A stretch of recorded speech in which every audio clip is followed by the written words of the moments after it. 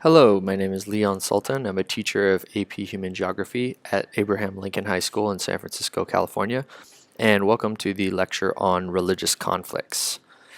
The illustration depicted on this title slide is from the Battle of Kosovo of 1389, and this is in a region now known as Kosovo or Serbia in what was the former Yugoslavia. So this is one of the case studies that we'll be looking at in this lecture.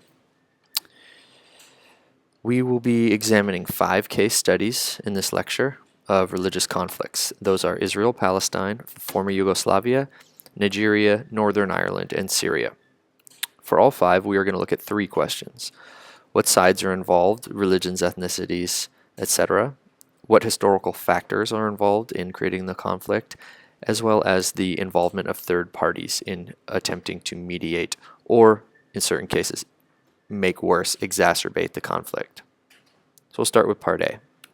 What sides are involved? What religions and or ethnicities? For Israel-Palestine, the 2 major players are Israelis, who are Jews, and Palestinians, who are Muslims. For Yugoslavia, the former Yugoslavia, we have 3 main actors: Serbians, who are Eastern Orthodox Christian, Bosnian Muslims, and Croatians, who are Catholic.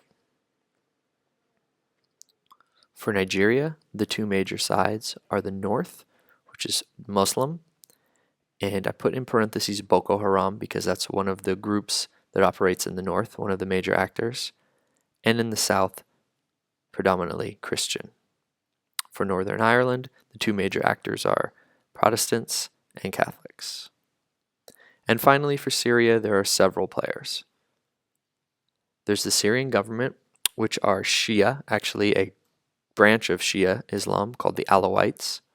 There's the Free Syrian Army, who are Sunni. There's ISIS, who are also Sunni. And finally, there are the Kurds, or Kurdish people, who are also Sunni. As a basic way to break down the conflicts into categories, we have interfaith and intrafaith conflict, and I've arranged it into a Venn diagram so we can see which ones are interfaith, and that's between 2 different faiths, intrafaith, which is 2 sects in the same faith, and then conflicts which involve both inter and intrafaith conflict. So we'll start with Israel-Palestine, so that's Jews versus Muslims, so that would be an interfaith conflict. In Nigeria, again, it's Christians against Muslims, so this is, again, an interfaith conflict. In Northern Ireland, Catholics and Protestants are both Christian groups, so being different sects of Christianity makes that an intrafaith conflict. In Syria, it's different branches of Islam, predominantly Sunni versus Shia, and that would make it an intrafaith conflict as well. And finally, the former Yugoslavia has a conflict between 2 faiths, that's Catholic Croatians versus Orthodox Serbians, as well as between Christians and Muslims, Muslims being the Bosnians. Moving on to part B, historical factors involved in the conflict. We'll start with Israel-Palestine. The roots of the modern-day conflict between Israelis and Palestinians can really be traced back to the mass migration of Jewish people to Israel following World War II. So Zionism, actually, the concept of a homeland for the Jewish people, that idea was brought forth a long time before this happened, but it was the opportunity to migrate after World War II and following the Holocaust, which brought large numbers of Jewish refugees into this region. In 1948, under the permission of the British, who had previously colonized the area, the State of Israel was created and recognized by the United Nations. So the creation of the State of Israel is really a big part of this conflict. Subsequently, the State of Israel fought a series of wars with neighboring Arab states, including Lebanon, including Syria, as well as Egypt, in which it expanded and contracted its territory, and that has led to more conflict. Currently, Palestinians are occupying two areas, the West Bank as well as the Gaza Strip. And another source of major conflict in recent years has been Israeli settlements on the West Bank in territory that the Palestinians claim as their own. So moving forward to the former Yugoslavia, and this conflict really has its roots in the title slide, the Battle of Kosovo of 1389. So this is a conflict that's well over 600 years old, and that dates back to the Ottoman conquest of the Balkan region, this area. So the Ottomans conquered in the 1300s and ruled the area for several hundred years. And additionally, during World War II, Croatian people sided with the Nazis and participated in creating concentration camps within Croatia, in which they used to imprison and kill both Jewish people as well as Serbs. So there's still a lot of historical resentment over the actions of the Croatians in World War II against the Serbs. Now, during the 1980s, after the death of Josip Tito, the leader who ruled Yugoslavia from the time of post-World War II up until 1980, there started to arise a lot of ethnic nationalism, so separatism from Serbs, from Croatians, as well as from Bosnian Muslims. So this ethnic separatism really led to a huge explosion in 1990, which led to the breakup of the state and increased ethnic and religious conflict. Here we see a map of the region of the former Yugoslavia, the Balkans, as it exists today. And so this state that used to be one country, former Yugoslavia, is now six. Starting with the north, we have Slovenia, moving south, Croatia, Bosnia and Herzegovina, Serbia, and Macedonia. Now, Slovenia is pretty much ethnically homogeneous, or Slovenians. Croatia still retains a very small ethnic Serbian minority. Bosnia and Herzegovina is really the most multi-ethnic of the republics, with significant Croatian, Serbian, and Bosnian Muslim populations. Montenegro in the south is predominantly Serbian, and Serbia as well has an area with a large non-Serbian population, and that's Kosovo, with ethnic Albanians who are also Muslims. And they have a form of self-government to this day. Moving forward to Nigeria, so the roots of this conflict really come from British colonialism.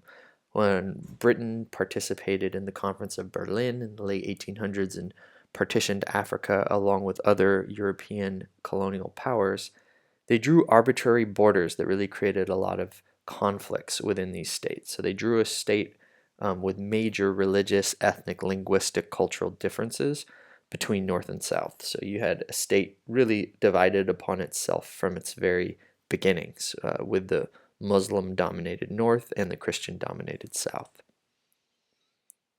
And finally, Northern Ireland, which also dates back to British colonization. So Great Britain colonized the entire island, and the remnants of their empire in Ireland are in the north.